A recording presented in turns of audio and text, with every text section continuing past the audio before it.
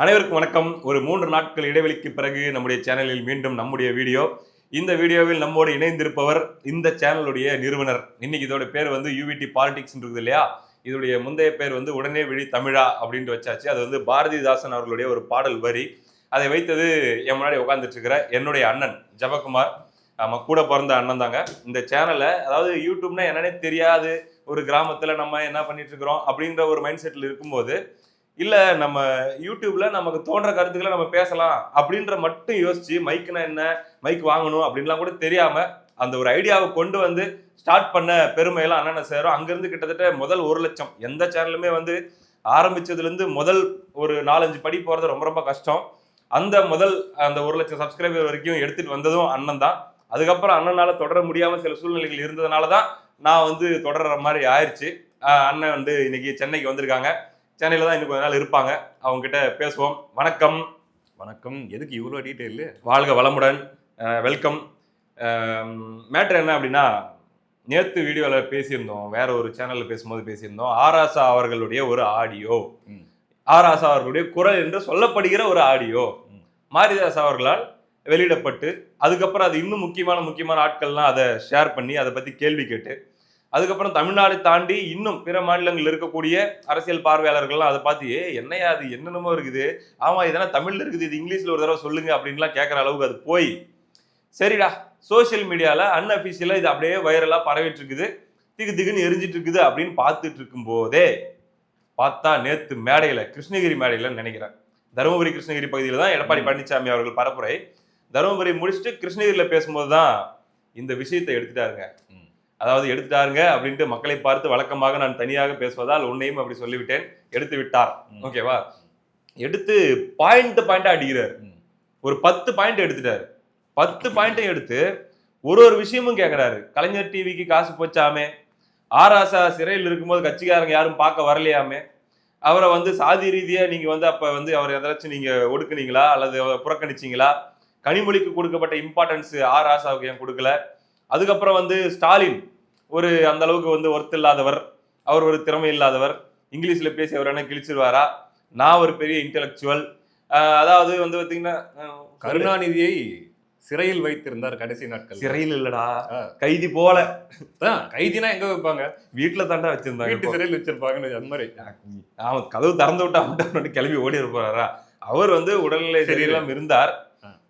அந்த சூழ்நிலையில் அவரை வந்து இவர் கண்ட்ரோல்ல வச்சிருந்தார். அதான் அந்த கான்டெக்ஸ்ட்னு புரிஞ்சுக்க. ஓகேவா? என்ன அப்படின்னா, அவர் வயது மூப்பு காரணமாக அவர் வந்து மற்றவங்களுடைய உதவியை சார்ந்து இருக்க வேண்டிய சூழ்நிலை இருந்ததாலும், ஆனாலும் கூட அரசியல் ரீதியாக தன்னுடைய கட்டுப்பாட்டில் வைத்திருந்தான்ற கான்டெக்ஸ்ட்ல தான் இதை நம்ம புரிஞ்சுக்கணும். சிறைன்னு உடனே பயங்கரமா சித்திரவதை பண்ணாங்க, சாப்பாடு போடல அப்படின்னு. அந்தமான் சிறையில வந்து நம்முடைய சுதந்திர போராட்ட தியாகிகள் கஷ்டப்பட்ட மாதிரிலாம் கஷ்டப்பட்டார் ஐயா கருணாநிதி அப்படின்லாம் எடுத்துக்கூடாது. அப்படி சொல்லடா, கைதியாக வைத்திருந்தார், ஒரு கைதி போல வைத்திருந்தார் அப்படின்னு ஆராசா அந்த ஆடியோவில் சொன்னதாக மறுபடியும் இந்த மாதிரி டிஸ்க்ளைமர் போட்டுட்டே இருக்கணும். சொன்னதாக அந்த ஆடியோல இருக்குது. அதை எடப்பாடி பழனிசாமி அவர்கள் எடுத்து பேசிட்டே இருக்கிறா, பாயிண்டா வந்துட்டே இருக்குது. அதனாலதான் கனிமொழிக்கு சீட்டு கொடுக்கலையா? ஏன்னா கருணாநிதி அவர்களுக்கு பிறகு தான் அந்த கட்சிக்கு தலைமைக்கு வரணும் அப்படிங்கிறதுக்காக ஸ்டாலின் பயங்கரமா அரசியல் பண்ணி கனிமொழி அவர்கள் எல்லாம் ஓரம் கட்டிட்டாரு. என்னதான் யார் வந்தாலும் சரி, என் பொசிஷன் ஒன்றும் அசிச்சிக்க முடியாது, ஏன்னா நான் ஒரு இன்டெலக்சுவல், என் பின்னாடி ஒரு பேக்ரவுண்ட் இருக்குது அப்படின்லாம் சொல்லி ஆராசா பேசினாருங்கிற விஷயத்தெல்லாம் இபிஎஸ் அவர்கள் போட்டு மேடையில தாக்குன்னு தாக்குறாரு. லைட்டா ஒரு 30 செகண்ட் மட்டும் அந்த ஹைலைட்ஸ் மட்டும் போட்டு காமிச்சிடலாம் இல்லையா? நண்பா போட்டுருங்க. ஒரு ஆடியோ ஒன்று இணையதளத்தில் வைரலாகி வருது. அவர் யாருன்னு உங்களுக்கு தெரியும். யாரு? ராசா. அதில் வந்த செய்தி சொல்றேன். திமுகவினர் கனிமொழிக்கு காட்டிய அக்கறையை ராசாவுக்கு காட்டவில்லை. கனிமொழி கைதாகும் வரை ராசா கட்சி நிர்வாகிகள் யாரும் எட்டி பார்க்கவில்லை என்று ஆதங்கப்படுறார். சமூக நீதி பேசும் திமுகவில் சாதிய பாகுபாடு இருப்பதை அப்பட்டமாக ஒத்துக்கொள்கிறார். கலைஞர் டிவிக்கு பணம் சென்றதை ராசா ஒப்புக்கொள்கிறார். கலைஞரின் இறுதி காலத்தில் ஸ்டாலின் அவரை கைதி போலத்தான் வைத்திருந்தார். ஸ்டாலின் கட்சியை கைப்பற்றி விட்டார் என்கிறார் ராசா. எவ்வளவு மோசம்! யார் சொன்னது? திமுகவில் இருக்கின்ற எம்பி சொல்றாரு. முன்னாள் மத்திய அமைச்சர் சொல்றாரு, ஸ்டாலினுக்கு தான் பெரிய பிரெயின் என்ன மூளை இருக்கிறதா? டெல்லிக்கு போனால் இங்கிலீஷில் கிழித்து விடுவாரா? அவர் தன்னை பெரிய ஆள் என்று நினைத்து கொண்டிருக்கிறார். அவர் கனிமொழியை ஒரு நாளும் நம்ப மாட்டார். இது ராசா சொல்றார். நாங்க அப்பொழுதே சொன்னோம், யாரு நம்பல. இன்றைக்கு பூனைக்குட்டி வெளியில வந்து விட்டது, உண்மை செய்தி வெளியில வந்து விட்டது திரு ராசா மூலமா. அவர் பேசிடுறாரு. பேசினதுக்கு அப்புறம் என்ன ஆகுது அப்படின்னா, இது அது வரைக்கும் சோசியல் மீடியா செய்தியாக இருந்தது, அவர் பேசினதுக்கு அப்புறம் தலைப்பு செய்தியாக மாறி விடுகிறது. நியூஸ் பேப்பர்ல இருந்து எல்லாத்துலயுமே வந்து பாத்தீங்கன்னா அது பெரிய செய்தியா மாறி, என்னங்க இது அப்படின்ற மாதிரி பேச ஆரம்பிச்சிட்டாங்க. எதிர்கட்சி தலைவர் கேள்வி கேட்கிறாரு அப்படின்னா வாய் திறக்காம இருக்க முடியுமா? சாதாரண அலிகேஷன்ஸ், அதெல்லாம் முரட்ட அலிகேஷன்ஸ், அந்த வீடியோவில் இருக்கிற அலிகேஷன்ஸ் எல்லாமே. அப்படின்னும் போது பார்த்தா ஸ்டாலின் அவர்கள் பதில் சொல்ல முடியவில்லை. அப்படியே தடுமாற்றத்துல திமுக ஈகோ சிஸ்டமே தடுமாறிட்டு இருக்கும் போது இன்னைக்கு காலையில் ஒரு வக்கீல் நோட்டீஸ் வந்திருக்கிறது. யாருக்கு என்றால் மாரிதாஸ், அந்த ஆடியோக்களை வெளியிட்ட மாரிதாஸ் அவர்களுக்கு ராசா அவர்கள் வக்கீல் நோட்டீஸ் அனுப்பி மன்னிப்பு கேட்க வேண்டும். அது போக வந்து பாத்தீங்கன்னா அவருக்கு இன்னும் சில எச்சரிக்கைகளை விட்டுருக்காரு. அது கொஞ்சம் டீட்டெயிலா சொல்லிடுறேன் மக்களுக்கு, படிச்சு காட்டிடலாம். இது வந்து ராசா அவர்களுடைய ட்வீட். இது எப்படி ஆரம்பிக்கிறாருன்னா, யூடியூபர் மாரிதாஸ்க்கு வக்கீல் நோட்டீஸ், மன்னிப்பு கேட்க வேண்டும். ஓகேவா? சாரி இங்கிலீஷ்ல. Under instructions from and on behalf of A. Raja, Member of Parliament, Nilgiris constituency, I hereby issue the legal notice as follows. It has come to my client's attempt that you, through your account on the social media platform, have uploaded and circulated certain audio clips in two separated video parts. படிச்சு காட்டுறத விட உள்ள என்ன சொல்ல உள்ள matter சொல்லிடு. அதாவது ஒரு நபர் இப்படிதான் வந்து ஆடியோ ரெண்டு ஆடியோ வந்து பரப்பிட்டு இருக்காரு, ரெண்டு பார்ட்டா பிரிச்சு பரப்பிட்டு இருக்காரு சோசியல் மீடியால, அவருடைய ட்விட்டர் ஹேண்ட்ல பரப்பிட்டு இருக்காரு. அது வந்து நிறைய பேருக்கு வைரலா பரவிட்டு இருக்குது. இது என்னன்னா, இதுல இருக்கக்கூடிய ஆடியோ ஏஐயா கூட இருக்கலாம். அங்க 2-3 இடத்துல இருந்து பிரிச்சு எடுத்து ஒன்னா போட்டு மிக்ஸ் பண்ணி போட்டுருக்கலாம். டீடைலா சொல்லுப்பா, நிறைய இருக்கு அதுல. The said content has been widely disseminated with the apparent intent of attracting public attention and generating controversy without any regard for its authenticity or the consequences arising therefrom. அதாவது என்ன அப்படின்னா, அதுல இருக்கக்கூடிய அந்த கான்டென்ட், அந்த ஆடியோ என்ன அப்படின்னா பரவ விடப்பட்டிருக்கிறது. அது உண்மையாவே அது அதோட ஆத்தென்டிசிட்டினா என்ன, உண்மைத்தன்மையை பத்தி எந்த கவலையும் இல்லாம, இதுக்கு பின்னாடி வரப்போற அந்த விளைவுகளை பத்தியும் எந்த கவலையும் இல்லாம, கான்ட்ரோவர்சியை கிரியேட் பண்றதுக்காக வேண்டி, ஓகேவா, பப்ளிக்கோட அட்டென்ஷனை கெயின் பண்றதுக்காக வேண்டி பரப்ப விடப்பட்டிருக்கிறது. ஓகே, அது உண்மையா பொய்யா? அது என்ன சொல்றாரு, ஒத்துக்கிட்டாரா? அதெல்லாம் சொல்ல மாட்டேன், அதெல்லாம் சொல்ல மாட்டேன். நான் பேசல, இது உண்மை பொய் அப்படிங்கிற மாதிரி ஒரு வார்த்தை கூட, பச்சை கிளிங்கிற பேரே இல்ல. அடுத்த பேராப்ல இருக்க பாருப்பா, இரு பாக்குறேன். My client states that the impugned audio material is not a continuous or original recording, but is a carefully curated and manipulated compilation wherein portions have been selectively extracted. விளக்கம் கொடு, இது வரைக்கும் விளக்கம் கொடுக்கிட்டா சரி, ரைட்டு. அதாவது என்னுடைய கட்சிக்காரர் ராசா அவர்கள் சொல்வது என்னவென்றால், இது ஒரிஜினல் ரெக்கார்டிங் இல்லைங்க, ஓகேவா, அதுக்கு பதிலா மேனிபுலேட்டட் கம்பைலேஷன். கம்பைல்னா என்ன, பல பகுதிகளை எடுத்து ஒன்றாக இணைப்பது தான் அந்த கம்பைலேஷன்ங்கிறது. அதாவது எப்படின்னா, ஐயா ஸ்டாலின் வந்து பாஜகவை ஒரு கைதி போல வைத்திருந்தார் அப்படின்னு சொன்ன இடத்துல பாஜக அப்படின்ற வார்த்தையை எடுத்துட்டு கருணாநிதி கலைஞர்ன்ற வார்த்தையை எடுத்து உள்ள பேசின கருணாநிதின்ற வார்த்தையை எடுத்து இங்க வச்சாச்சு, கைதி போல வைத்திருந்தார். ஆமா, ஆனா பாவிகளா இப்படி ஒரு அலிகேஷன் வச்சிட்டீங்களாடா அப்படி. அதுக்கப்புறம் வந்து பாத்தீங்கன்னா, அதாவது கனிமொழின்ற வார்த்தை, அதே மாதிரி ஸ்டாலின்ங்கிற வார்த்தை, கலைஞர் டிவிங்கிற வார்த்தை, காசு போச்சுங்கிற வார்த்தை, இதெல்லாமே வெவ்வேறு கான்டெக்ட்ல வெவ்வேறு இடத்துல பேசின வார்த்தைகள் எல்லாத்தையும் அந்த வார்த்தைகள் எல்லாம் ஒன்னா எடுத்து ஒரு 100 வார்த்தையில ஒன்னா போட்டு எடிட் பண்ணி பண்ண வேலை தான் இந்த ஆடியோங்கிற மாதிரி சொல்றாப்ல. எங்காலி எங்க குரல்லயே அவருடைய டோன்லயே பேசுற மாதிரி எடிட் பண்ணிருக்காங்க. பாத்தியா வேலைத்தனத்தை, பாத்தியான்ற நானு. ஓகேவா, ஆக மொத்தத்துல ஒத்துக்கிறாரு, அது என் குரல் தான். இதுல இருந்து என்ன தெரியுது, அது என் குரல் தான், அது நான் தான் பேசியிருக்கேன். ஏன்னா இல்லனா அந்த மாதிரி ஒரு வார்த்தை இல்லையா. அதாவதுங்க, நான் 30 சென்டென்ஸ் பேசியிருக்கேங்க, அது 30 சென்டென்ஸையும் அப்படி மாறி மாறி மாறி மாறி போட்டு ரீஷஃபிள் பண்ணிருக்காங்க. எடப்பாடி பழனிசாமி கெட்டவர், மு.க. ஸ்டாலின் நல்லவர்னு நான் சொன்னதை இந்த நல்லவரை தூக்கி எடப்பாடி பழனிசாமி பக்கத்துல போட்டு இந்த கெட்டவரை தூக்கி ஸ்டாலின் பக்கத்துல போட்டு படிச்சா எப்படிங்க இருக்கும்? அப்படித்தாங்க இருக்கு இந்த ஆடியோன்னு சொல்ல வருகிறார் கட்சிக்காரரின் வாதம் இது. ரைட்டா? அடுத்து presented out of sequence so as to distort the true meaning and context of the alleged conversation. அதாவது அதோட உண்மையான அர்த்தத்தை மாற்றும் வகையில் நம்ம சொன்னதுதான். ஓகே, அடுத்து the manner in which the audio has been split into multiple parts and uploaded separately itself demonstrates a deliberate attempt to sensationalize and mislead views. அதாவது ஒரு ஆடியோவை எனக்கு புரிஞ்சிருச்சு, நான் சொல்றேன் இந்த இடத்துல. ஒரு நீளமான ஆடியோவை துண்டு துண்டாக வெட்டி அதை மாத்தி மாத்தி இப்படி ஜம்பிள்டு மாதிரி வச்சு, அதாவது லிவிங்ஸ்டன் ஒரு படத்துல செலை வாங்க போவாரு. அப்ப வெண்ணிரடை மூர்த்தி வந்து பாத்தீங்கன்னா அவருக்கு செலை கொடுப்பாரு, கீழே விழுந்து உடஞ்சிரும். அப்ப அவசரத்துல விவேக் எடுத்து வந்து சிலையை வந்து அசம்பிள் பண்ணுவாரு. பார்த்தா அதுல வந்து லிவிங்ஸ்டன் அட்ராக்ட் ஆயிடுவாரு. அந்த மாதிரி ஒரு ஃபார்ம்ல போன ஆடியோவை இப்படி மாத்தி மாத்தி வச்சு குழப்பி விட்டாங்கன்றது இல்ல, இது ஒரே ஆடியோவை 2ஆ கட் பண்ணி 3ஆ கட் பண்ணி வெளியிடும் போதே இது வந்து இதை பெருசாக்குறது வேணும்னே திட்டமிட்டு இது பெருசாக்கப்படுறதுக்கும் மிஸ்லீடு பண்ணப்படுறதுக்கும் உங்களுக்கு தெரியலையா? பண்ணலாமாயா? அதை கூட உங்களால் கண்டுபிடிக்க முடியலையா? இப்படிலாம் பண்ணலாமாயா? அடுத்தது, it is further submitted that the said audio bears clear indication of tampering and technological interference. நல்லா தெரியுதுங்க பாக்கும்போது. அதாவது விஞ்ஞானத்தோடைய வீம்பா விளையாடி இருக்கான். அதேதான். அதாவது இந்த விஞ்ஞானம் டெக்னாலஜி அப்படிங்கறத வந்து பாத்தீங்கன்னா அதையே குழப்பி அது கூட வந்து பல பல வித்தைகளை சின்ன வயசுல இருந்தே பயிற்சி பெற்று இந்த மாதிரி பண்ணிருக்காங்க அப்படின்னு சொல்றாரா? ஆமா.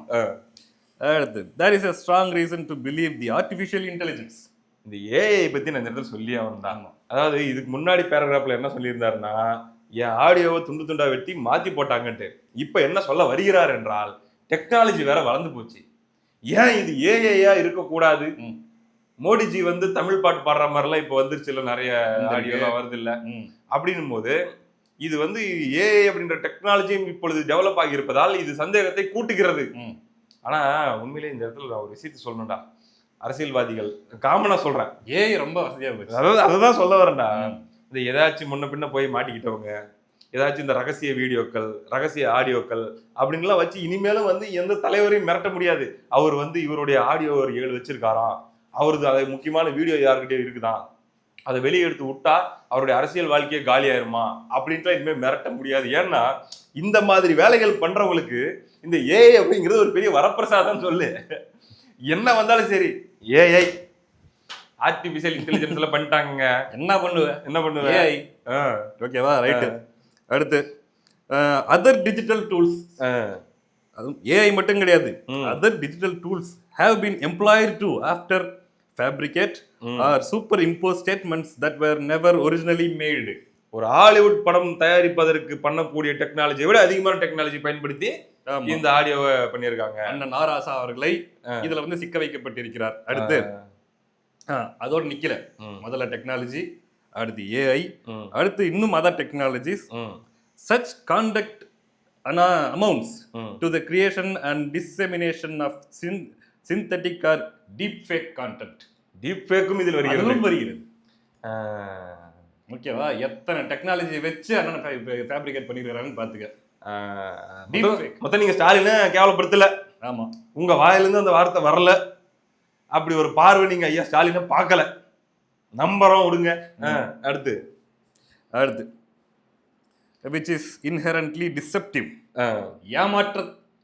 ஏமாற்றும் நோக்கில் செய்யப்பட்டது. ஏமாத்திரம் யார்? அந்த ஆடியோ ரெக்கார்ட் பண்ணவனா? இல்ல. சரி, okay, மேட்டருக்கு வந்தலாம். and intended to falsely attribute statements and intentions. தவறான நோக்கத்தை கற்பிக்கிறீங்க. புரிஞ்சு போச்சா? Right. by isolating fragments of an alleged conversation and presenting the divide of their surrounding context, you have knowingly created a false view. சொன்னதே தான் repeat பண்ணி வச்சிருக்காங்க. அதாவது 4 paragraph இருந்தா தான் அந்த வக்கீல் நோட்டீஸ் மாதிரி தெரியும் என்பதற்காக ஒரே வார்த்தைகளை மாற்றி போட்டு ஒரே மீனிங்கை புகுத்தி இருக்கிறார். அதேதான். இது பொய்ன்னு சொல்லிட்டாருங்க ஒரு வழியா. ஆமா, பொய்ன்னு சொல்லல, ஃபால்ஸ் அண்ட் மிஸ்லீடிங் இல்ல, அங்க போட்டுருக்குது பாரு. மிஸ்லீடிங், பப்ளிக் கிட்ட வந்து ஃபால்ஸா மிஸ்லீடிங்கா ஒரு மாதிரி எடுத்துட்டு போயிட்டு என்னுடைய ரெப்புடேஷனை ஹார்ம் பண்ணிட்டாங்க. நன்மதிப்புக்கு களங்கம் களங்கம் விளைவித்து விளைவித்து விட்டார்கள். எங்க வாங்கி வச்சிருக்காரு அந்த நன்மதிப்புன்னு தான் நமக்கு தெரியல. வச்சிருப்பாரு, எங்கேயாச்சும் வச்சிருப்பாரு. சரி, கடைசியா இது மட்டும் முடிச்சிடலாம். சொன்னது திருப்பி சொல்லியிருந்தாருன்னா அது படிக்காத. இல்ல புதுசா படிக்கல, அதனால தான் தேடிட்டு இருக்கிறேன் நானு எங்க ரிப்பீட்டா இல்லாம இருக்குதுன்ட்டு. இரு நான் கண்டுபிடிச்சிட்டேன் இரு. பர்டிகுலர்லி கடைசி லைன் தான். My client reserves the absolute right to initiate appropriate civil and criminal proceedings against you, including but not limited to seeking damage, injunctive. எங்கடா பேராகிராஃப் காணோம் அடுத்து. ஓ இங்க இருக்குதா? ஓ இன்னும் 7-8 பக்கத்துக்கு போகுது இது. சரி இரா லாஸ்ட் நான் ஒரு கிளைமேக்ஸ் மட்டும் நான் சொல்லி முடிக்கிறேன்டா.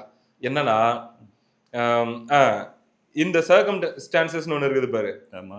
You are hereby called upon to immediately remove and take down the said videos, audio clips from your account and X and any other platform where the same has been shared. இப்போ எச்சரிக்கை என்னது, நீ இப்படி வெளியிட்டு இருக்கிற இதனால இந்த ஆடியோவை இதை நீங்கள் வந்து செய்தியாக போட்டிருந்தாலும் சரி, ஆடியோவாக போட்டிருந்தாலும் சரி, ரீட்வீட் பண்ணியிருந்தாலும் சரி, எல்லாத்தையும் எல்லாத்தையும் நீக்கிடணும். And forthwith cease and desist from publishing, reposting or otherwise circulating the said or any other content in any manner. என்னடா இது சொல்றா, தமிழ்ல சொல்லிட்டு போயிடுறதுக்கு என்னன்னா சுருக்கமா சொல்லணும்னா, இவ்வளவு வேலை பார்த்திருக்கிற நீ, இவ்வளவு வேலை பார்க்கப்பட்டிருக்குது இந்த ஆடியோல, அதை நீ பரப்பி இருக்கிற, அதனால நீ என்ன பண்ண, ஒழுங்கா எல்லாத்தையும் டெலிட் பண்ணிட்டு திரும்பி ஓடிவிடு. அது மட்டும் இல்ல, மன்னிப்பு கேட்கல இந்த குழந்தை சாமி குரங்கு சாமியா மாறிடுவான்ற லெவலுக்கு சொல்லிருக்க. You are further required to issue a public clarification. மன்னிப்பு கேட்கணும், பப்ளிக்ல ஒரு வீடியோ கொடுக்க வேண்டும், along with an unconditional apology. நிபந்தனையற்ற மன்னிப்பு. ஆமா, நிபந்தனையற்ற மன்னிப்பு கொடுக்கணும் நீ கொடுக்குற அந்த விளக்கத்துல அப்படின்னு சொல்லி மூச்சு விடாம மாங்கு நோட்டீஸ் அனுப்புனா பதிலுக்கு என்ன ரிப்ளை போட்டிருக்காங்க? 2 வரியில மாரிதாஸ், திமுக ஆராசா அவர்களுக்கு சாரி, மன்னிப்புலாம் கேட்க முடியாது. அப்ப எதுக்கு சாரி? ஓ மன்னிப்பு கேட்கணும்னு ஆசைப்பட்டீங்கல்ல, அதுக்கு சாரி, மன்னிப்பு கேட்க முடியாது அப்படின்னு சொல்லி இவர் போடுறாப்புல. அப்ப ஆராசாவுக்கு அவ்வளவுதான் மரியாதையா? அந்த வக்கீல் நோட்டீஸ், அந்த வக்கீலுக்கு அவ்வளவுதான் மரியாதையா? அந்த வக்கீலுக்கு அவ்வளவுதான் மரியாதையா? இன்னொன்னு கேஸ் போடு, சேலஞ்ச் பண்றாப்லடா, நேத்து சேலஞ்ச் பண்றாப்ல, கேஸ் போடுங்க ஃபேக்னு சொல்லிட்டு. அதாவது இந்த இதெல்லாம் விடுறதுக்கு முன்னாடியே இதெல்லாம் ஏஐன்னு சொல்லிட்டு இருந்தாங்க பத்தியா, அப்பவே மாரிதாஸ் சொல்லியிருந்தாப்ல இது உண்மை அப்படின்னு, இது பொய் அப்படின்னா என் மேல கேஸ் போடு. என்ன மேட்டர்னா, எனக்கு தெரிஞ்சு இவ்வளவு கான்ஃபிடண்டா சொல்றதுக்கு பின்னாடி என்ன இருக்கும்னு நான் நினைக்கிறேன்னா, வெளியிட்டு இருக்கிறது வெறும் சாம்பிளா மட்டும் இருக்கும்னு நான் நினைக்கிறேன். இப்போ ஒரு 1.5 நிமிஷத்துக்கு ஒண்ணு சில விஷயங்கள் இருக்கலாம், 1.5 நிமிஷத்துக்கு ஒண்ணு 3 நிமிஷத்துக்கு ஒண்ணு வந்திருக்குது இல்லையா, அது போக இன்னும் கூட நிறைய இருக்கலாம். இன்னொன்னு இதையெல்லாம் பண்ணி 3வது பாட்டை வர வச்சிடாத என்பதாக கூட அவர் சொல்லியிருக்கலாம். யார் இதை ஒரு ஆங்கிள் யோசிச்சு பாரு. சரி ஓகே, நம்ம கொஞ்சம் சும்மா ஒரு புலனாய்வு பண்ணுவோமே, நம்ம அறிவு கேட்ட மாதிரி சொல்லு. யார்கிட்டயே பேசியிருக்காரு, ஒரு 5 பேர் 10 பேர் இருக்கிற இடத்துல பேசியிருக்காருன்னு வச்சுக்கலாம். அந்த ஆடியோ ரெக்கார்ட் பண்ண இடத்துல யாரோ ஒருத்தங்க ரெக்கார்ட் பண்ணியிருப்பாங்க. ரெக்கார்ட் பண்ணி டைரக்டா மாரிதாஸ்க்கு அனுப்பியிருப்பாங்களா அப்படின்னா எனக்கு அதுல பெரிய சந்தேகம் இருக்கு. அப்படிலாம் வாய்ப்பு இல்லை. இது டிஎம்கே சர்க்கிள்ல முதல்ல சுத்திட்டு இருந்திருக்கணும். அதாவது முக்கியமான ஹெட்ஸ், ஹெவி வெயிட்ஸ் சர்க்கிள்ல மட்டும் அது சுத்திட்டு இருந்திருக்கணும். அந்த முக்கியமான சர்க்கிள்ல இருந்து இந்த லாபியை, ஏன்னா திமுக எத்தனை லாபி இருக்குன்னு நமக்கு தெரியும், சொல்லி போலாமே. Kanimozhi lobby, Udhayanidhi lobby, Sabareesan lobby, Durga அவர்கள் லாபி, அப்படின்னு கொஞ்சம் வீக்கான லாபி. ஓகேவா, இதுல இந்த வட்டத்துக்குள்ள இது சுத்திட்டு இருந்திருக்கணும். அப்போ ஏதோ ஒரு குறிப்பிட்ட லாபியை காலி செய்வதற்காக இன்னொரு லாபி தான் வேற ஒரு தேர்ட் பர்சன் மூலமாக அது மாரிதாஸ் போன்ற நபர்களுக்கு அனுப்பி இதை பப்ளிஷ் பண்ண சொல்லியிருக்க வாய்ப்பு இருக்கா இல்லையா? இதுக்குதான் வாய்ப்பு நிறைய இருக்கிற மாதிரி தெரியுது. அப்படின்னும் போது ஏன் மன்னிப்பு கேட்க முடியாது நீங்க கான்பிடன்ஸா சொல்றாங்க, கான்பிடன்டோட சொல்றாங்க அப்படின்னா, அந்த லாபி நீ என்கிட்ட மன்னிப்பு கேட்க சொல்லி ப்ரெஷர் போட்டீங்கன்னா யார் வந்து எனக்கு கொடுத்தாங்கன்றதை நான் சொல்லுவேன், கொடுக்கும்போது என்ன சொல்லி கொடுத்தாங்கன்றதை நான் சொல்லுவேன் அப்படிங்கறதெல்லாம் மனசுக்குள்ள வச்சுட்டு தான் மிரட்டுறாரோ, ஐ மீன் மிரட்டல சேலஞ்ச் பண்றாரோ அப்படின்ற மாதிரியான ஒரு கேள்வியும் வருகிறது. ஆக மொத்தத்தில் இது சோசியல் மீடியால பேசு பொருளா இருந்த வரைக்கும் பதில் சொல்லாம இருந்த திமுக, எடப்பாடி பழனிசாமி அவர்கள் இதை கையில் எடுத்து அடிக்க ஆரம்பித்து விட்டார். அடுத்தடுத்து மேடைகள்ல இதை பற்றி அவர் தொடர்ச்சியாக கேள்வி எழுப்புவார் அப்படின்ற சூழல் வந்த பிறகு இப்ப முறையாக அதுக்கு ரியாக்ட் பண்ண ஆரம்பிச்சிருக்காங்க. இதோடைய அடுத்த ஸ்டேஜ் எதை நோக்கி? ஆராசா மட்டும்தான் இப்போ வரைக்கும் ரியாக்ட் பண்ணியிருக்காரு. இன்னொன்னு இது கூட சேர்ந்து இன்னொரு விஷயத்தையும் பாரு. கனிமொழி அவர்கள் ஏற்கனவே புறக்கணிக்கப்படுறதா ஒரு செய்தி வருது. இந்த சமயத்துல புறக்கணிச்சாச்சு. ஓகே, புறக்கணிச்சாச்சு. இதுல கூட ஒரு பார்த்தோம், இதுல ஏதோ ஒரு நியூஸ் பேப்பர்ல கூட ஒரு இது போட்டிருந்தாங்க, பெண்களுக்கு அதிக முக்கியத்துவத்தை திமுக தருகிறது அப்படின்ட்டு கனிமொழி அவர்கள் சொல்ற மாதிரி. தருகிறது இல்ல, தருவதாக சொல்கிறது. அவங்க போடுறது அப்படி இல்ல இல்ல, அந்த வீடியோல இருந்து பெண்களை திமுக உயர்த்துகிறது அப்படின்ட்டு கனிமொழி அவர்கள் சொல்ற மாதிரி. அதுக்கு பக்கத்துல உதயநிதி அவங்க அப்பாவை பார்த்து, அப்பா அத்தைக்கு இதுவே போதுமா அப்படிங்கிற மாதிரி ஒரு வீடியோ ஒண்ணு பார்த்தேன். அப்போ கனிமொழி அவர்கள் படிக்கிறாருன்னு ஒண்ணு வைரல் ஆகுது. சரி இருக்கட்டும். அடுத்து இப்ப சமீப நாட்கள்ல சபரீசன் அவர்கள் திடீர்னு ஒரு பிரசன்ஸை காட்டுறாரு பாத்தியா? நேத்து தான் பார்த்தா ஒரே நாள்ல நேஷனல் மீடியாக்கு இங்கிலீஷ்ல பேட்டி கொடுக்குறாரு, இங்க நம்ம லோக்கல் மீடியாவுக்கு தமிழ்ல பேட்டி கொடுக்குறாரு, கான்பிடண்டா நிக்கிறாரு, ஐ கான்டாக்ட் பயங்கரமா இருக்கு. ஃபர்ஸ்ட் டைம் அந்த கேமரா முன்னாடி வரோம் அப்படிங்கிற மாதிரி எல்லாம் இல்ல, ஒரு கிளாஸ் ஒன்று காட்டுறாரு. அந்த ஆடியோல ஐயா ஸ்டாலின் மீது வைக்கப்பட்ட அத்தனை குற்றச்சாட்டுகளுக்கும் அவருக்கு பேச தெரியாது, இங்கிலீஷ் பேச தெரியாது, அவர் இது எல்லாத்துக்கும் நான் இருக்கேன் பாருன்னு காட்டுற மாதிரியே இல்ல இது. ஸ்டாலின் அவர்கள் மீடியா பக்கம் வர்றதில்ல, கனிமொழி அவர்கள் மீடியா வந்தா தெரிச்சிடுறாங்க அவங்க. ஆமா. ஆனா இவரு பாத்தீங்கன்னா போல்டா வந்து தன்னோட பிரசன்ட் பண்ணிக்கிறாரு. அந்த மாதிரி ரொம்ப நாளா மறைமுகமாக செயல்பட்டு வந்த இந்த அதிமுக இப்பொழுது பொதுவெளியில் வெளிப்படையாகவே வந்து விட்டதா அரசியல் களத்துக்கு. அப்படின்னும் போது அடுத்த மேடையில் எடப்பாடி பழனிசாமி அவர்கள்கிட்ட இதை எதிர்பார்க்கலாம்னு நினைக்கிறேன். என்ன பொறுப்புல இங்க இருக்காரு? ஆமா, என்ன பொறுப்புல இருக்காரு? அவர் ஏன் வந்து உங்க திமுகவுக்காக முன்னாடி நின்றுட்டு பேசுறாரு அப்படின்னு சொல்லி கேள்வி கேட்டு, என் குடும்பத்துல இருக்கிறவங்க யாராச்சும் இப்படி வந்துட்டு இருக்கிறாங்களான்னு கேட்டாருன்னா நல்லா இருக்கும். சரி, ரைட், பாப்போம் மக்கள் என்ன சொல்றாங்க அப்படின்ட்டு. எவ்வளவு நேரம் பேசணும்? ரொம்ப நேரம் பேசிட்டோமா இல்ல ரொம்ப ஷார்ட்டா முடிச்சிருக்குமான்னு தெரியல. இந்த ஒரு செய்தி இப்ப கொண்டு வந்திருக்கோம். அடுத்தடுத்து செய்திகள் வந்து கொண்டே இருக்கும். நண்பர்கள் இணைந்திருங்கள். உங்களுடைய நேரத்திற்கு நன்றி. அடுத்த வீடியோவில் சந்திப்போம். நன்றி.